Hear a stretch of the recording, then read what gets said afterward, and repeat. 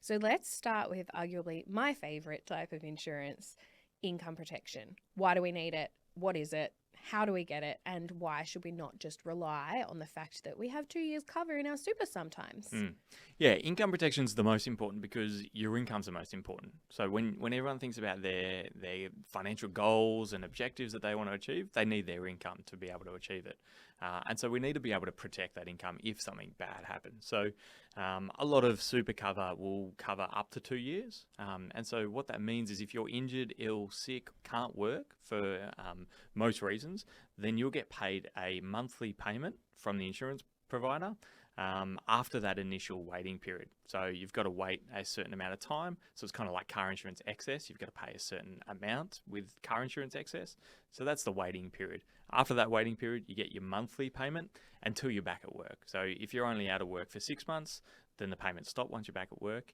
If you can't ever work again, then you'll get paid or up until the benefit period. So most super funds will have a benefit period of only 2 years, but you can get income protection with a benefit period till age 65. I feel like I've had a lot of conversations, especially in my community over the last few years, where people go, oh, well, I'll only need 2 years. It'll sort out then. Is that the reality of the circumstance, Phil? Yeah, it's really interesting. So most claims are less than 2 years. So the majority of claims that are paid out are finished within 2 years. However, majority of the money insurance companies pay is for the income protections claims that go over 2 years. So what that means is statistically you're less likely to need it over 2 years or after 2 year period, but the majority of the payments that are paid out is for that long-term claim. So it's a matter of going, do I want to protect the biggest downside risk, which is I can never work again? So that's what that age 65 benefit period policy covers, that biggest downside risk. If I just want to cover the majority of times I'm going to need it, well, yeah, a 2 year benefit period's okay, but you're going to lose millions and millions of dollars worth of benefits if you don't have that longer term benefit period policy. Yeah, and there are a lot of reasons why it's so important to consider. The amount of times people are like, oh, but that's okay. Like, if something happens, I'll move back in with my parents for a little while, or, don't worry, like I can always apply for Centrelink. And if you're in a circumstance where your income is essentially equivalent to Centrelink, I totally understand why you might do that. But Phil, you're a dad, you've got 3 beautiful girls. Would it be appropriate to not have income protection in your circumstance? No, not at all. I mean, my wife's currently not earning an income, and she's trying to write a book, and it's amazing. But if I wasn't able to earn an income, we'd be stuffed. So that's why it's kind of like home insurance. If I've got a home that's worth $500,000 or $1 million, do I want to cover $50,000? Because most of the claims would only cover $50,000, or do I want to cover the $1 million house that if it burnt down, or I could fully replace it? So that's why I'm a big believer in a long benefit period and making sure that you cover the right level of cover for your income. Yeah, I was a little bit cheeky. Obviously, I had the privilege of being a financial advisor when I was younger. Younger. And so I actually set up my income protection when I was fit and healthy and hadn't had any babies and didn't have a lot of health complications. Should we be setting up our income protection once, life gets serious, like we're a dad of 3? Or should we be doing what Victoria did and set it up when they're young and go, the policy's a lot cheaper now? It's like, when do we try and talk about income protection? Yeah, I mean, it's an interesting conversation. I like to set it up early. The earlier you are, the less health complications you have, generally speaking. So the earlier, the better. But also, just from a financial point of view, as a 25-year-old, if you've got a full-time income and think about that income, if you couldn't work until age 65, retirement age, or by the time a 25-year-old gets to retirement, it'd be 75 year, the retirement age will be 75. So it's actually about the long-term cost of that loss of income is actually greater for a 25-year-old than it is for a 55-year-old. Even though you may have less financial kind of obligations, you may not have a family yet, you may not have a house, that loss of income is actually much greater. So when we're talking specifically income protection, the earlier the better. When we're talking about things like life insurance, which I'm sure we'll get to, maybe that's not necessary for someone who doesn't have dependents, doesn't have a mortgage. So for income protection, the earlier the better. Yeah, I agree. And I think that's why it's one of my favorite types of insurance, which honestly, the more I say it, the more I'm like, you're a bit of a loser, Victoria.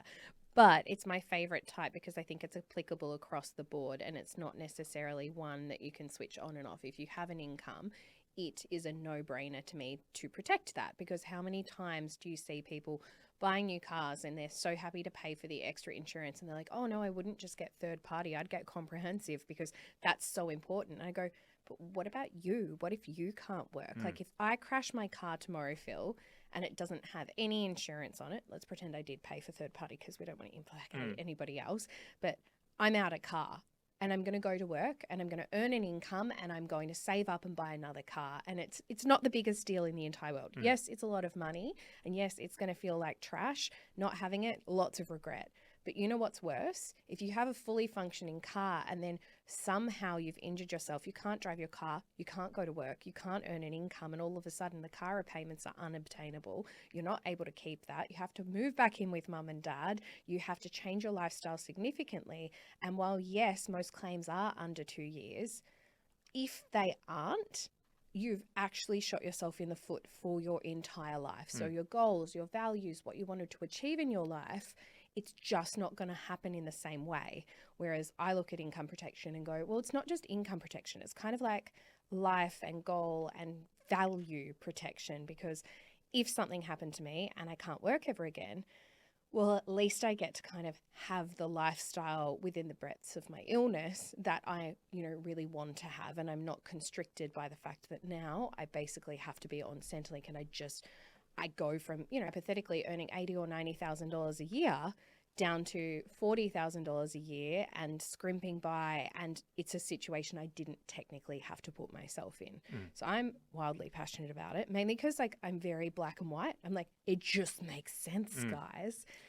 The other thing I was going to say is a lot of people come and say, well, I've got some work cover. Work cover will pay me. The great thing about income protection, you can be traveling overseas and injure yourself and still be eligible for a claim for income protection. You can be at home looking after the kids and, pull your back because you're playing with the kids like I do every second week, it feels like. And I don't have kids yet, and I still feel like that. Yes. And you can claim on your income protection. So with the income protection, not like work cover, you need to prove that it was a workplace injury before you'll get paid any work cover. Income protection, it really doesn't matter how it happened or what happened. It's just a matter of can you work or not. If you can't work and you meet the definitions of the policy, then you'll get paid out income protection. So I feel like insurance is something that a lot of us just go, this happens to other people, not to me. Or this is something that just isn't going to happen. I'm fit, I'm healthy. I've shared on the podcast before that I had to do an income protection claim a while ago for, I would say friend. They're now a friend because I've exited the industry, but just somehow managed to keep him as a pal. But he was the fittest, healthiest guy I had ever met. The guy that gets up at 5 a.m. so they can cycle for 2.5 hours before work, and you just be like, yeah, the lycra. Lycra boy. Yeah. He was crazy. His diet was immaculate. Every time we went to the beach, I'd be like, nobody else is going to be happy wearing a swimsuit around you, mate. You are putting us all to shame. He got hit by a bus, and he's fine now, so it's okay. But he was riding the same path that he rode every other morning because, as I said, happy lycra guy. He got hit by a literal bus and broke his pelvis in 4 different places, couldn't go to work, had a whole heap of other broken bones as well. But in addition to that, had a whole heap of spinal injuries that needed long-term support for. And he's still on income protection because he cannot go back to work. He was a chippy. What are you going to do at work if you've broken all of your bones and, you can't stand for prolonged periods of time? His income was or could have been completely wiped. And he was a chippy. He was self-employed. He had a pretty good income. Well, able to prove all of that. And now he's still able to support his family and do exactly what he needs to do. But to me, that was always a really good example of, I remember rolling on into work that day. I had a coffee in my hand and I sat down at my desk and I had a missed call on my phone. And to be honest, hadn't really thought about it.